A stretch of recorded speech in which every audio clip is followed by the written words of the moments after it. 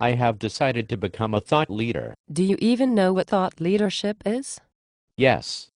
Thought leadership is when lots of people recognize your name. That is not thought leadership.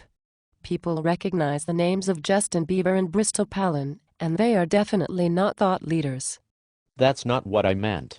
I mean you have to be well known in the application security field. Like Albert Gonzalez. Albert Gonzalez is a convicted criminal who stole millions of credit cards from TJX and Heartland Payment Systems. He is a glorified script kiddie, not a thought leader.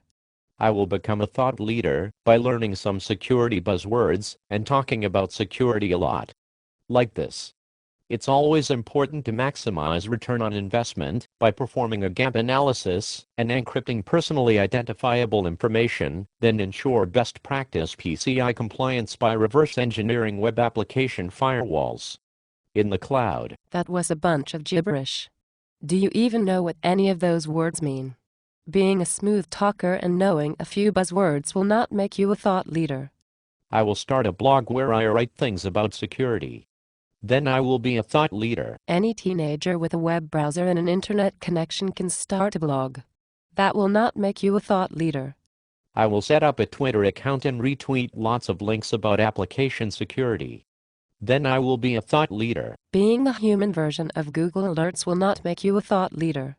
I will become Facebook friends with all the famous security people I can think of, like members of the former L0PHT.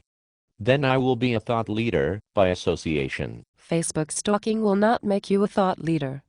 I will send LinkedIn requests to everyone I know, asking them to write glowing recommendations about how smart I am. Then I will be a thought leader. LinkedIn attention whoring will not make you a thought leader. I will plagiarize bits and pieces from well-known security experts and publish my own book on how to become the world's #1 hacker. Sadly, that would work, but some douchebag in Atlanta has already cornered that market. Fine.